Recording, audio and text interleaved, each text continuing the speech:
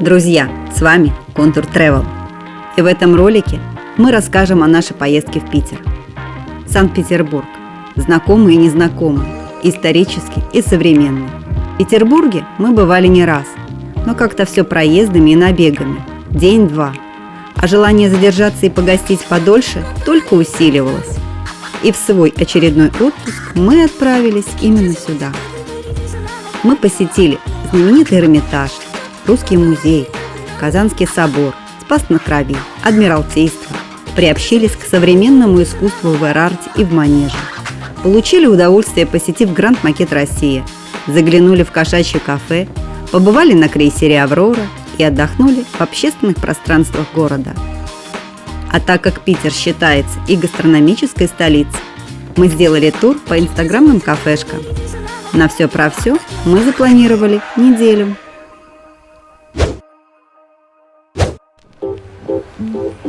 И первая наша локация – это Бергольд-центр. Вход бесплатный. Центр представляет собой уютный дворик, где находится торгово-развлекательная зона с кафе, барами и магазинами. Навигация внутри здания организована по лестницам-указателям. Здесь также обустроена смотровая площадка, на которую можно подняться по металлической лестнице. Бергольд-центр находится в зданиях бывшей типографии. Мы же пришли сюда позавтракать знаменитыми сырниками и выпить фильтр кофе, стим-кофе. Расположиться можно на летней веранде за столиками под зонтом, а также внутри помещения. По меню. Кроме сырников предлагают блюда из яиц, каши, поджаренные тосты, сэндвичи, десерты. Минут 15 ожидания и вуаля! Хваленые сырнички. Не мамины сырники. Все сырники готовятся на рисовой муке. Ну да, если честно, я бы не сильно отличила от американо. Но ты когда пьешь американо, как-то прям разбавлено. Ну или здесь очень хороший кофе, что прям кисленько, даже фильтр кофе слышно. Одними сырниками мы не ограничились и решили попробовать треугольную пиццу в соседнем кафе «Оверсайз». Намного более большая, чем ожидалось. Время ожидания тоже минут 15. Приятный персонал, оригинальная подача. Сделать фоточки. Прямо тут. После завтрака мы поднялись на смотровую площадку центра. Не сказать, что с нее открывается завораживающий вид, но разнообразие крыш удивит.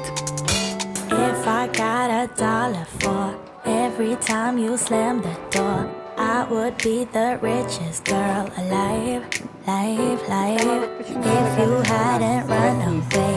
Every time I asked you stay, you would sit right next to me. После вкусного завтрака мы направились к Никольским рядам. Да, свой маршрут мы старались планировать так, чтобы все было в пешей доступности.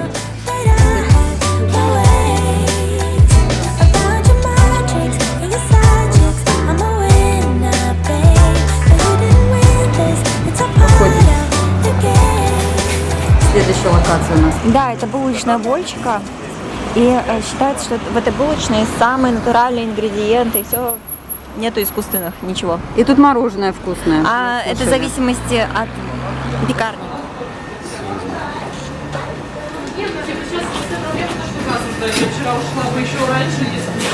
Ну что, тут вкусняшки? Вот. А, там, Собственно, вручную все делается. прикольно. Ой, какие лошадки.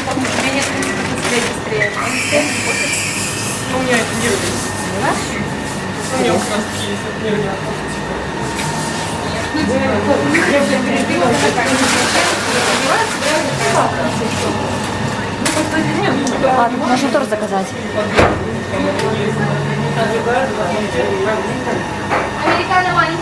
Вот это вот мы ели, да. Мы ели вот мяту пробовали, И какая хочешь понравится? жимолость и мед, и вот это ржаное с медом ели. Прикольное мороженое. Это самое лучшее мороженое в Питере. Это? Ну, это... Кто-то будет баскет нравится, кто-то говорит Вольчика.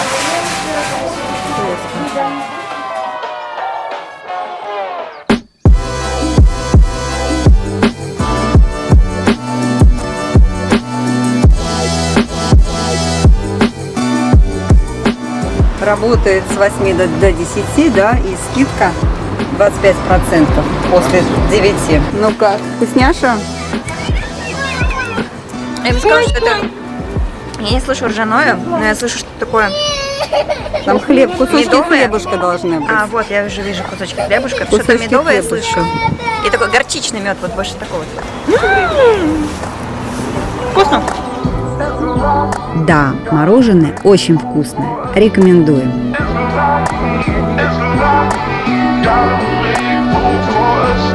Ну что, мы подошли к Никольскому саду, да? И Никольский собор в саду виднеется.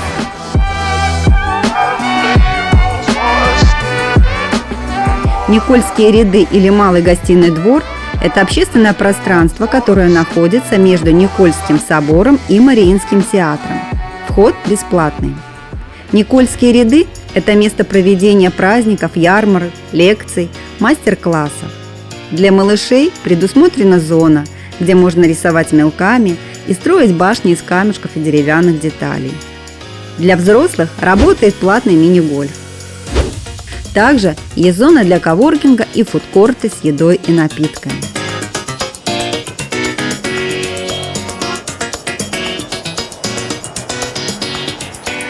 На территории двора есть кресла-качели, где можно порелаксировать.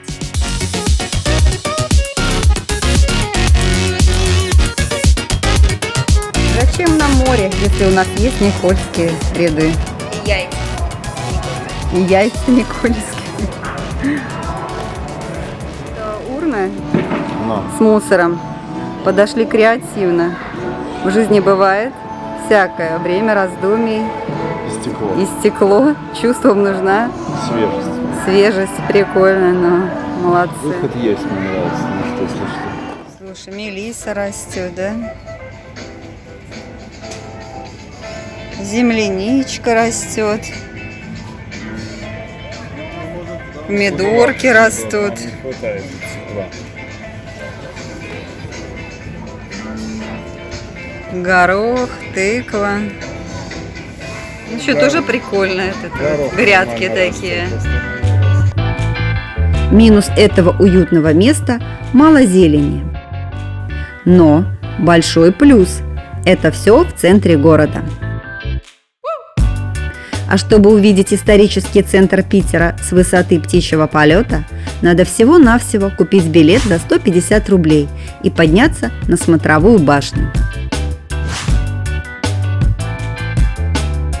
А мы, отдохнув, направились в сторону Новой Голландии. Конечно, пешком, любуясь красивым городом.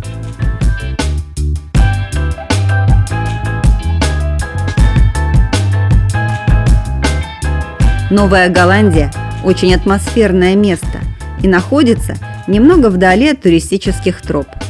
Во времена Петра I, когда кораблестроение шло полным ходом, для удобства доставки материалов на верфь строили каналы. Вот так между Мойкой и Невой образовался остров. На острове организовали складские помещения. В советское время эта территория была закрытой, потом заброшенной, но после реконструкции стала одним из колоритных городских пространств. Вход бесплатный. Здесь есть и липовая аллея, и огромный зеленый газон, и травяной сад, и стрейбольная площадка, и даже пляж. Глядя на отдыхающих, создается впечатление, что ты попал в Европу. В здании бывшей кузнечной мастерской находится ресторан и клуб. Дойдем дальше. На то, что подожжет твой пропеллер еще больше. Новая Голландия открыта для гостей круглый год. Зимой зеленый газон превращается в каток. А летом можно найти свободное кресло или расположиться на траве, что очень даже приветствуется, и организовать пикник. Здание бывшей тюрьмы, магазины, студии, салоны, кафешки.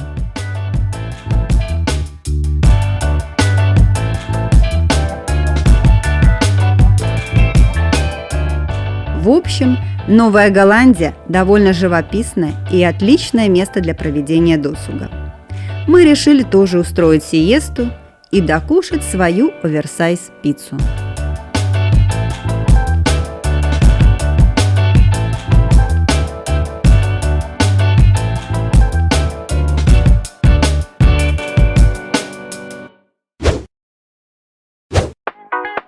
На второй день нашего пребывания в Питере мы отправились в национальный шоу-музей «Гранд Макет Россия». Билеты можно приобрести в кассах музея или онлайн. Стоимость для взрослых – 680 рублей.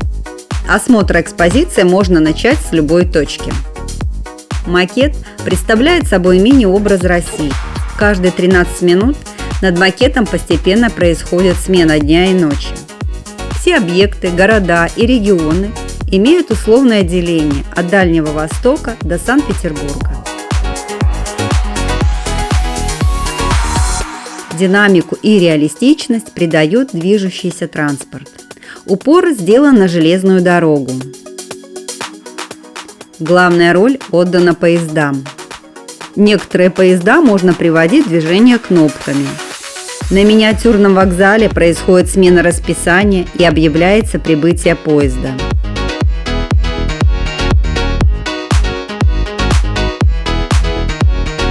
Машины и автобусы меняют скорость движения, останавливаются на светофорах, идут на обгон.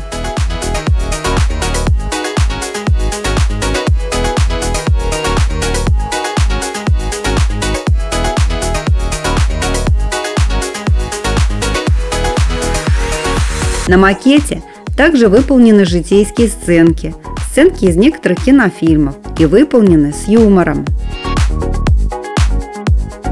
Для самых любознательных детей и взрослых предусмотрен квест. Тот, кто его пройдет, получит подарок. Проект «Миниатюра Россия» существует более 8 лет. Постепенно дополняется и совершенствуется. Россия на макете представлена также и в зимнее время. Экспозиция расположена на втором этаже здания. Касса, гардероб, камера хранения, кафе и туалеты на первом.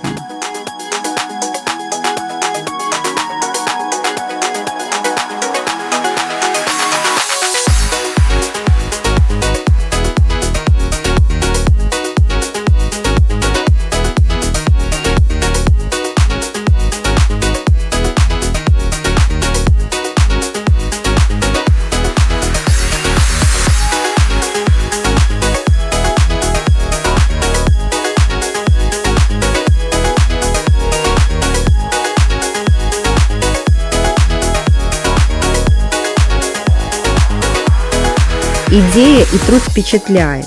Мы провели около 3 часов, разглядывая мультяшный образ. Получили кучу приятных эмоций, но есть и другая сторона. Очень много людей, нет никакой дистанции, поэтому к выбору дня посещения нужно подойти более основательно. А мы после Гранд-макета «Россия» направились на Гороховую, 27. По этому адресу находится кафе «Мики и Манки». Место модное, стильное, с оригинальным интерьером. Здесь мы решили пообедать. Наш выбор – черные блины с маринованным лососем, манговым кремом и яйцо пашот, панкейки с беконом, авокадо, глазуни и сырным соусом и бефстроганов на картофельном пюре с трюфельным маслом. Время ожидания – минут 20. Меню разнообразное и большой выбор десертов. Привлекают внимание овершейки. Это просто произведение искусств. Заказ меню осуществляется по QR-коду, расположенному на столике. В заведении несколько залов, но все столики заняты, немного шумно. И пришлось подождать минут 15, чтобы нас пригласили за освободившийся столик. Цены для Питера очень демократичные. Знаменитый Казанский собор. Построен на Невском проспекте в начале XIX века для хранения чтимого списка чудотворной иконы Божией Матери Казанской. После Отечественной войны 1812 года храм приобрел значение памятника русской воинской славы. В советское время в соборе находился музей истории религии и атеизма. В конце 20 века в храме восстановились богослужения, а с 2000-го он стал кафедральным собором Санкт-Петербургской епархии. Вход бесплатный. Главная святыня храма – чтимый образ Казанской иконы Божьей Матери. Здесь похоронен полководец Михаил Илларионович Кутузов. История храма начиналась с задумки императора Павла I превратить небольшую церковь Рождества Пресвятой Богородицы на Невском проспекте в огромный собор, который мог бы соперничать с главным храмом католического мира. Свой новый день мы начали с завтрака в кафе Fluffy Fluffy. Почему именно здесь? Потому что здесь готовят настоящие японские панкейки. Панкейкам предлагают как сладкие дополнения в виде ягод, сиропа, так и более сытные – бекон, лосось, креветки. В кафе немноголюдно, интерьер скромный. После оплаты заказа выдают номерок, который прикрепляют за вашим столиком. Для приготовления японских панкейков замешивают тесто с минимальным содержанием муки, а после выпекают на специальной плите. Наш выбор – панкейки с кленовым сиропом, панкейки с нутеллой и бананом и панкейки с беконом. Время ожидания – минут 20-25.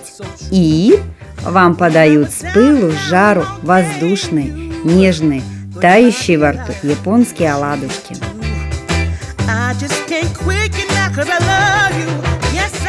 Такие панкейки мы ели впервые и сравнить не с чем, но нам все понравилось. Сытые и довольные мы направились к Дворцовой площади. Ну что сказать, по-корейски лайк. На третий день нашего отдыха мы запланировали посещение Эрмитажа. Во время пандемии количество гостей и время посещения в музей ограничено. Билеты можно приобрести только онлайн. Билет для взрослого стоил 500 рублей. При покупке билета необходимо выбрать дату, время и номер маршрута.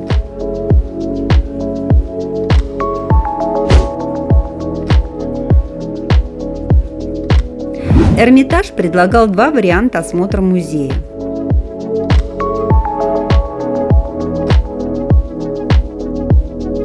Мы решили осмотреть Эрмитаж по маршруту номер 1. Маршрут начинается с Орданской лестницы и проходит через Фельдмаршальский зал, Петровский зал, Гербовый зал, Военную галерею, затем Павильонный зал.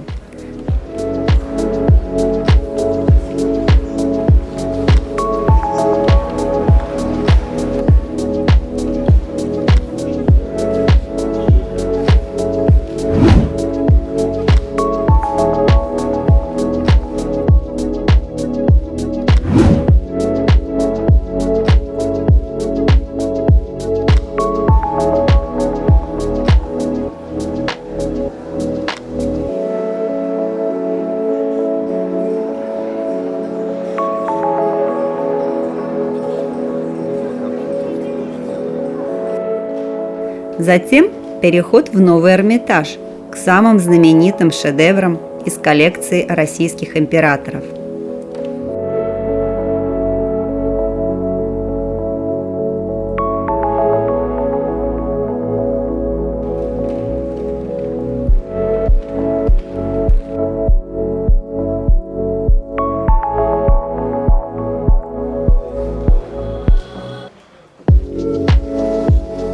На прохождение маршрута предоставляется 2 часа. Мы сомневались, что этого времени будет достаточно, но никто не контролировал время. Поэтому мы находились в Эрмитаже столько, сколько хотели. Вход в музей открывается за 15 минут до указанного времени посещения. Завершается осмотр в Египетском зале.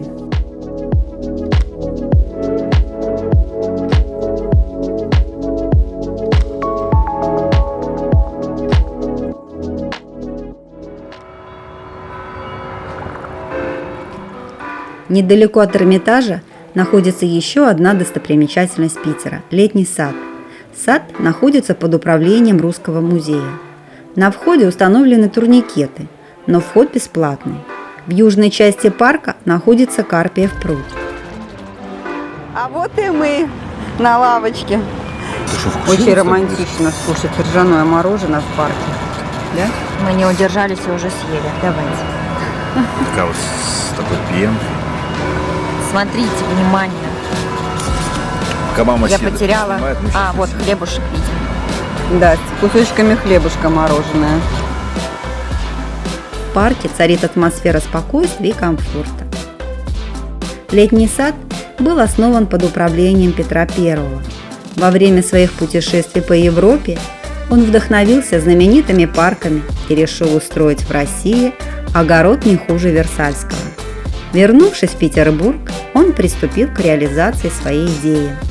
Сад назвали летним благодаря растениям, которые там высаживали. Их называли летниками. Летний сад окружен водой. Пройдя немного вглубь, можно прогуляться по тенистым аллеям. В парке их 3.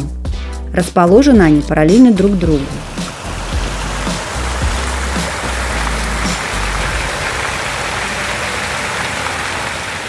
В парке много фонтанов, все действующие. Украшают парк белоснежные скульптуры, которые расставлены вдоль аллей.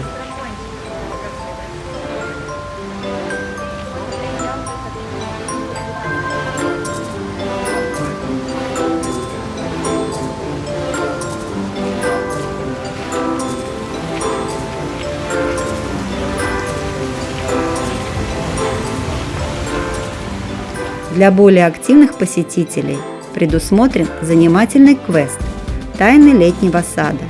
По всей территории размещены QR-коды.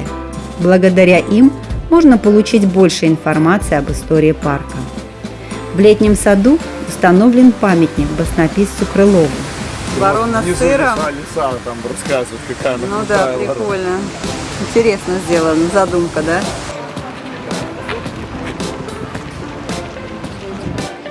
Для нас летний сад – отличное место для отдыха в центре города.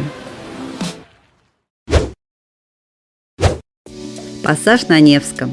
Сюда мы пришли, чтобы полакомиться десертами от «Забыли сахар». Изучив все предложения заранее, мы были уверены, что сделали правильный выбор. Но нас ждал сюрприз. К сожалению, в кафе такого уровня нет туалетной комнаты. Элементарно помыть и обработать руки возможности нет. А в наше время это ой-ой-ой.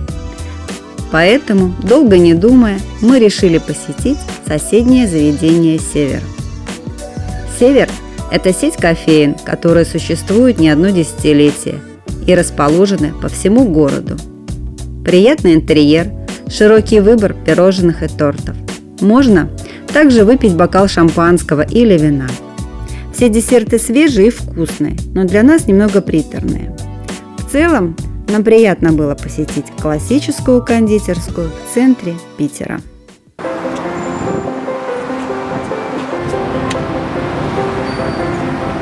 Что у нас здесь? Одеваем бахилы тапочки.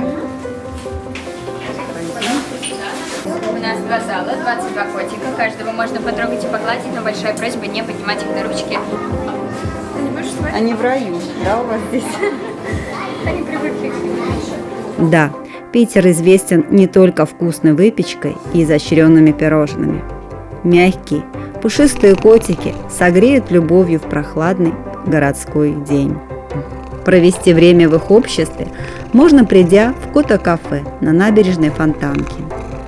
Soulmate работает по принципу антикафе.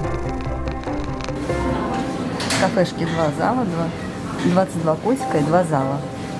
Трогать котиков можно, но поднимать нельзя. Можно трогать Можно. лапки котиков. Да, можно их тискать, гладить, играть с ними, но поднимать на руки нельзя котов. Посещение оплачивается 5 рублей минута за каждого человека. На входе вам предложат переобуться и обработать антисептиком руки. Временных и возрастных ограничений нет. Чтобы посещение кафе было гарантировано, Необходимо забронировать время. В Кота-кафе проживает около 20 пушистиков.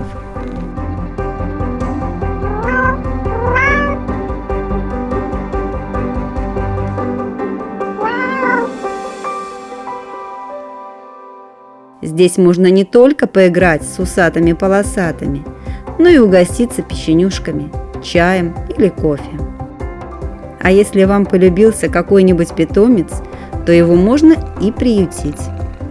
Кота-кафе – отличное место, чтобы расслабиться и отдохнуть душой.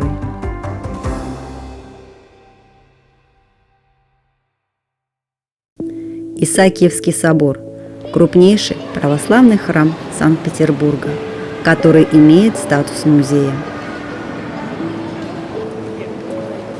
Собор перестраивали 4 раза. На строительство ушло около 45 лет. Собор освящен во имя святого преподобного Исаакия Далматского, в день поминовения которого родился основатель города, царь Петр I.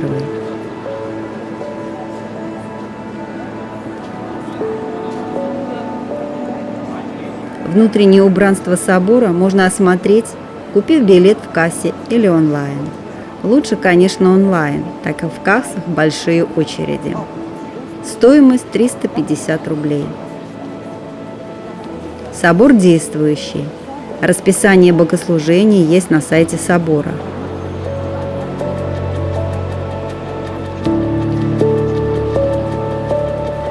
Можно также подняться на смотровую площадку собора за 200 рублей.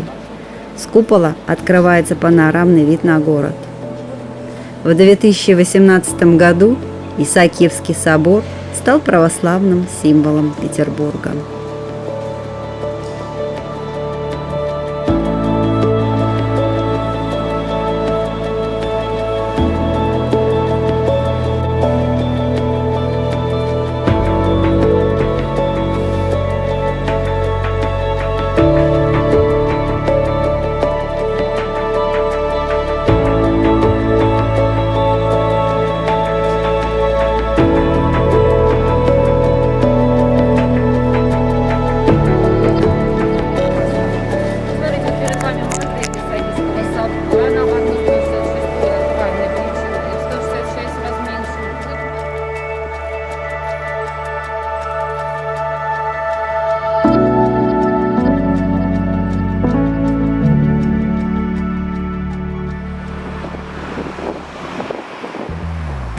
Рядом с Исаакиевским собором находится центральный выставочный зал «Манеж», место проведения художественных выставок, лекций, мастер-классов, кинопоказов и концертов.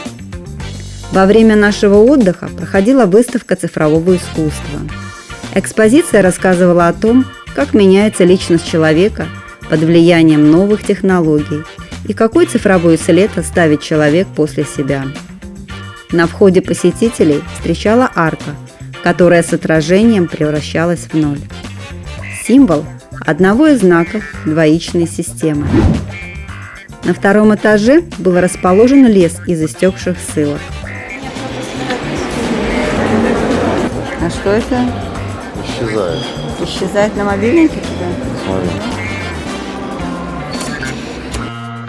Экспонаты сделаны были из полиэтилена, винила и других материалов, которые можно было вторично переработать. К каждому экспонату присвоен QR-код, и с помощью смартфона можно было прочитать содержание того или иного экземпляра. Нажимаешь? Ты говорил, что я не играю на пианино? Прикольно. С помощью звукового синтезатора в лесу было создано пение птиц.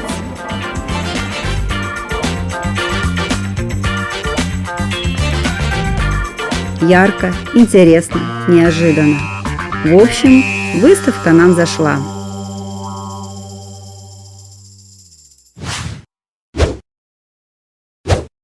Пятый день своего отпуска мы решили посвятить осмотру Русского музея.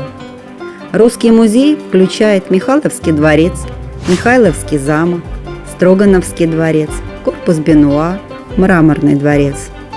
Есть несколько вариантов сделать это. купить комплексный билет, действующий 3 дня с осмотром всех музеев, купить одноразовый билет для конкретного музея и купить комплексный билет на 1 день с осмотром 3 музеев. Изображая монастырскую трапезу, художник намеренно наделяет ее участников отрицательными чертами. Перов использует прием контрсопоставления. На всех экспозициях Русского музея можно воспользоваться аудиогидом, но также большинство картин отмечены QR-кодом. Он дает доступ к аудиогиду или текстовому описанию со смартфона. Михайловский дворец считается главным зданием музея. В нем хранятся собрания от старинных икон до работ современных художников. Экспонатами корпуса Бенуа являются картины Врубеля, Серова и Малевича.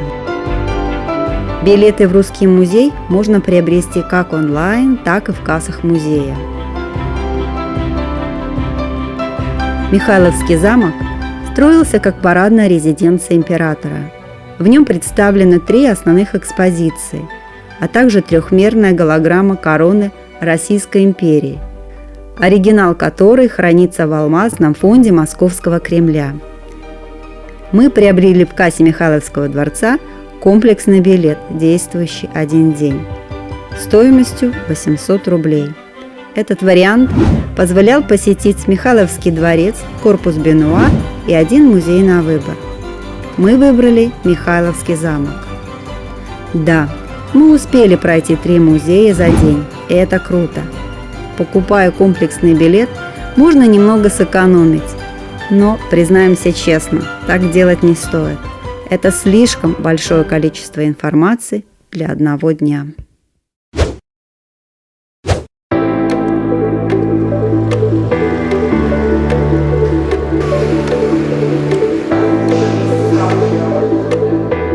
На следующий день мы опять пошли в музей, но теперь в музей современного искусства. Обнаженная Мария Магдалина, голова гориллы размером с грузовик и другие концептуальные работы художников 21 века можно увидеть в Музее современного искусства Эрарта. Музей частный. Чтобы посетить Эрарту, нужно купить электронный билет. Если при покупке билета вы зарегистрируетесь на сайте музея, то вам создадут личный кабинет. Это позволяет посещать музей бесплатно весь год. Надо сказать, что это очень выгодное предложение, потому что кроме постоянной экспозиции в течение года, Эрарта проводит около 40 временных выставок. Название музея расшифровывается как «Эра арта» – «Время искусства».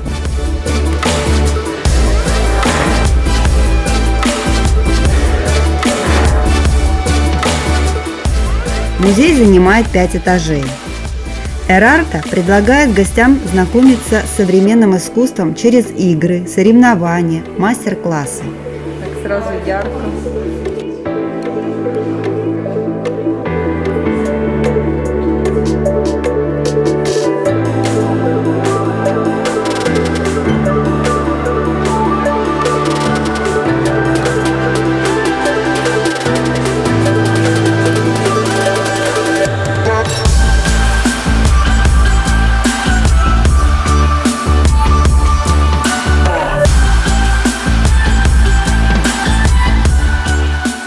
На территории Эрарты работает фирменный магазин. Здесь можно приобрести понравившиеся авторские работы, сувениры, книги. Мы купили увлекательную книгу «Долина красок». Автором книги является основатель музея Эрарта. «Долина красок» рассказывает о необходимости учиться видеть красоту и богатство окружающего мира, чтобы затем полюбить его во всем многообразии.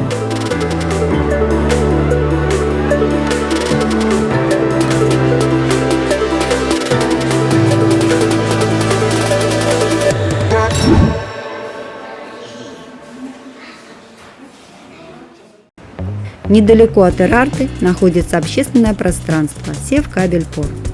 Место, любимое многими жителями и гостями Питера.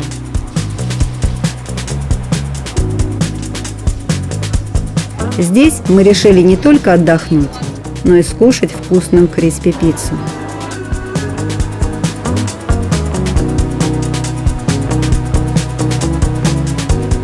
Пицца готовится с добавлением рисовой и соевой муки. Время ожидания минут 10.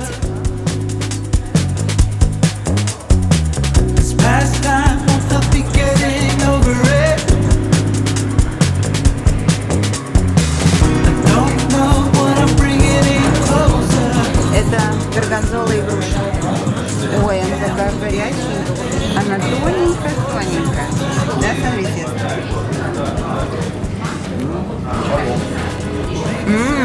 Вкусно. Очень? Очень вкусно. А у тебя какая? У меня трюфельная.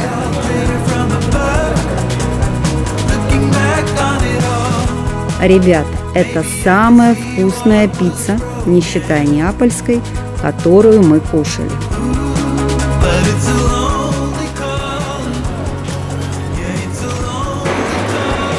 Аттракцион, да? Это называется безвыигрышная лотерея. Безвыигрышная, беспроигрышная лотерея. Называется книжки.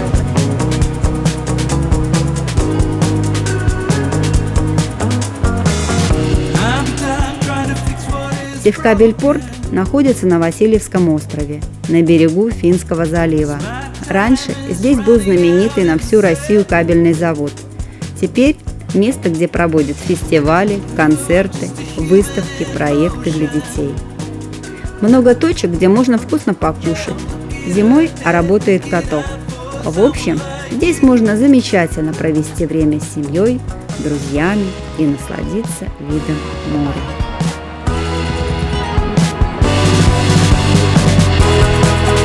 Maybe someday when I've grown older, I can see it all clear from above. Looking back on it all, maybe I can see what was broken. Ooh, but it's a lonely calling. Yeah, it's a lonely calling.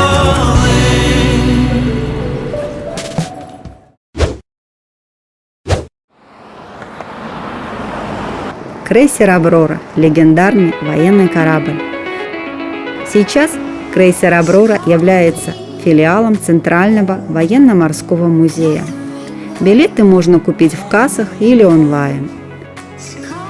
В день нашего посещения корабль-музей начал работать с 10 утра, хотя на сайте указано с 11.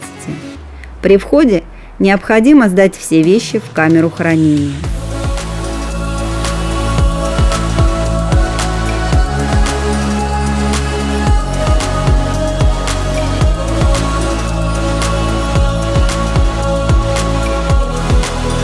It's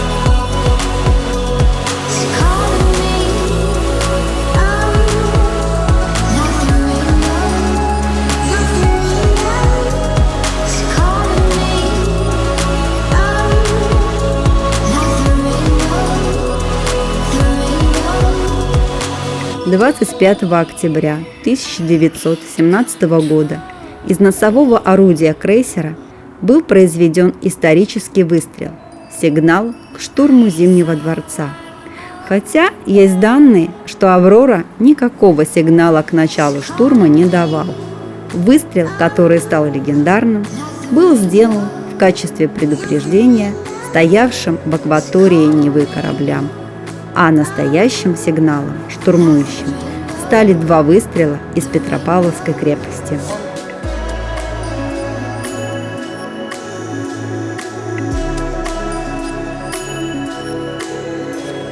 Пройдя по верхней палубе, можно спуститься на нижнюю палубу. Внутри зал с выставкой и музейными экспонатами.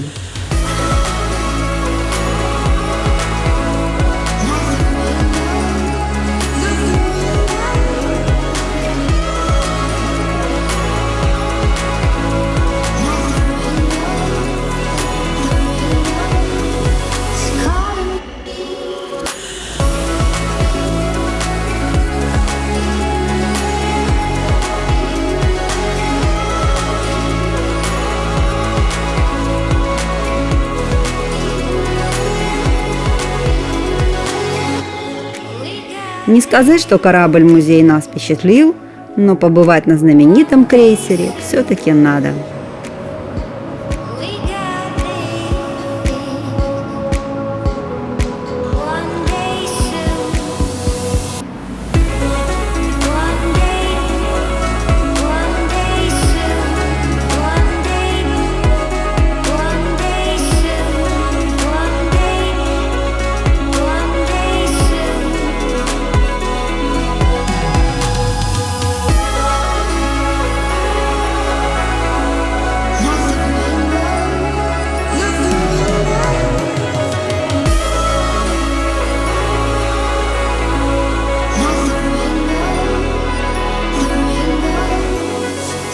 После осмотра крейсера «Аврора» мы направились в Петропавловскую крепость. Крепость находится на Заячьем острове. Одна из легенд гласит, что Заячий остров назван так из-за множества зайцев, живших на нем. И сейчас таких зайчиков можно увидеть на территории, правда в виде скульптур. На условной камне около условной церкви, наверх показывают пораженные верующие, на коленях стоит апостол Павел, справа от него в центре стоит.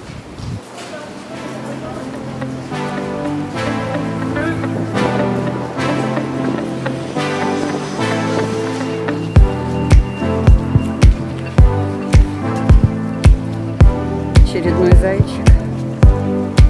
Здесь установлена бронзовая скульптура Петра I в правильных пропорциях. Это скульптурный портрет Петра I работы Шемякина. До 20 века Петропавловская крепость выполняла не только защитную функцию, здесь также была тюрьма, куда помещались без суда по царскому решению особо опасные государственные преступники.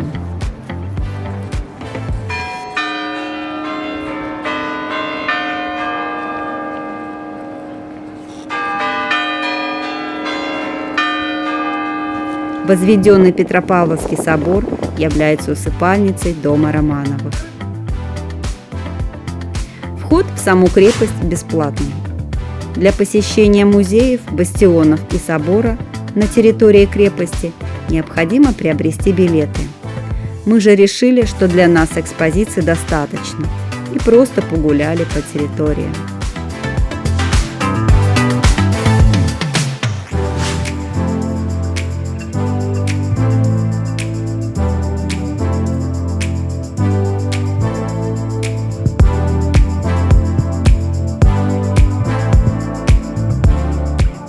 С территории крепости производится выстрел из пушки. Это происходит ежедневно в полдень и считается одним из символов Петербурга. И следующая наша локация – это главный штаб Эрмитажа. Штаб находится на Дворцовой площади, напротив Зимнего дворца.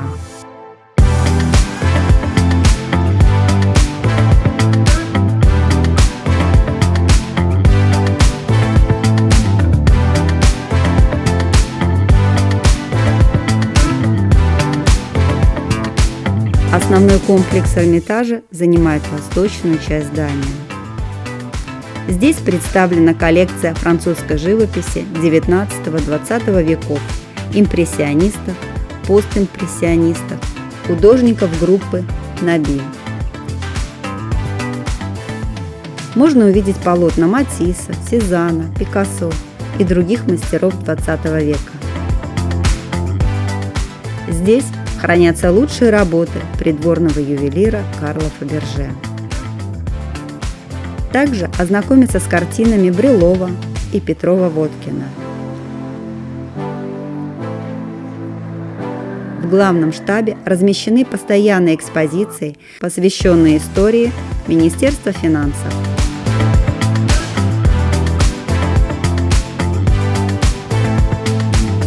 Недавно открыли постоянную экспозицию церкви благоверного князя Александра Невского. Все собрания расположились на 4 этажах. Билеты можно купить по знакомой схеме онлайн или в кассах.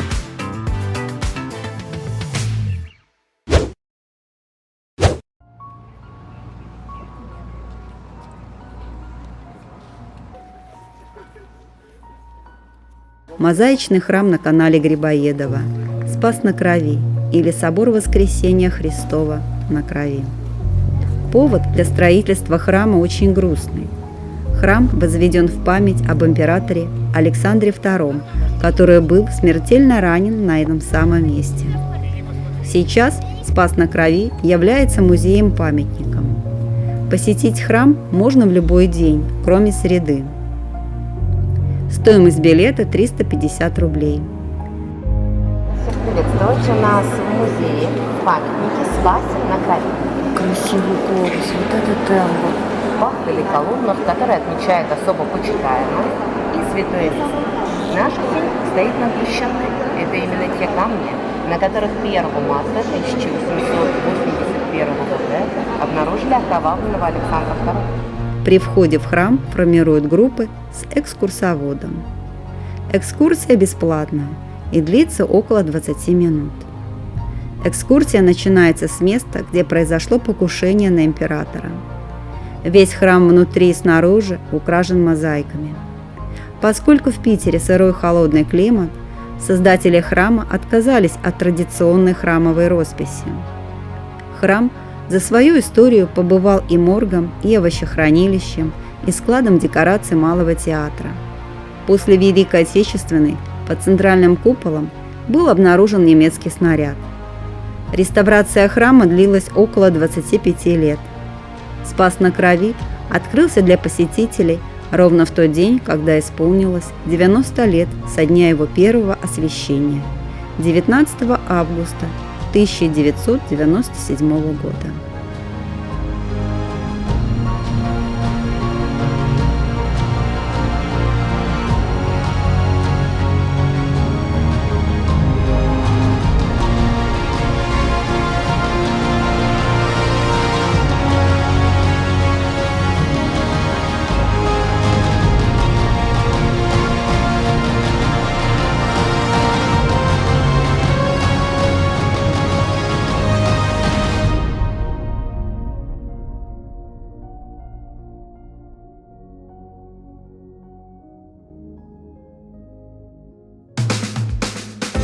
Дом Елисеевых. Сюда можно прийти, чтобы получить эстетическое удовольствие от предложенной продукции, перекусить или выпить кофеек под пальмой, а также можно посетить ресторан на 2-м этаже. В общем, красиво, дорого, богато.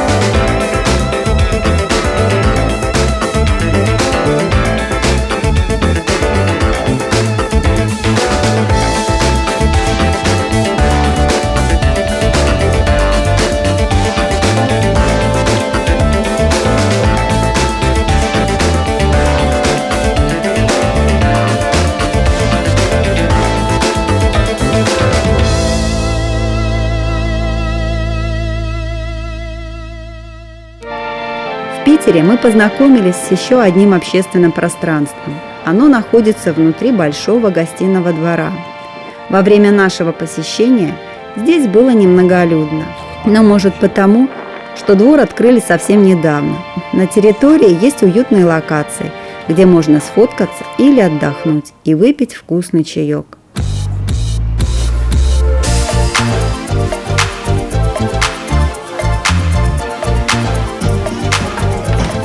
Это наш человек, он тоже пришел пробовать. Как вам чай? Вкус мне понравилось. Сочетание действительно, что имбиря и молока, я бы даже не подумала. Ну, пробуйте. Как впечатление? Очень вкусно. А из чего состоит? Как он называется? Имбирем пахнет. Нет. Да каким-то медом с молоком, 100%. И имбирь точно есть. Имбирь. Имбирь с молочком. Я просто люблю имбирь. Кориандр. Что такое кориандр? Кстати, здесь можно скушать криспи-пиццу. Чтобы попасть на территорию двор-гостинки, необходимо выйти на Садовую улицу и дойти по ней до середины гостиного двора. Попасть в само пространство можно через арку.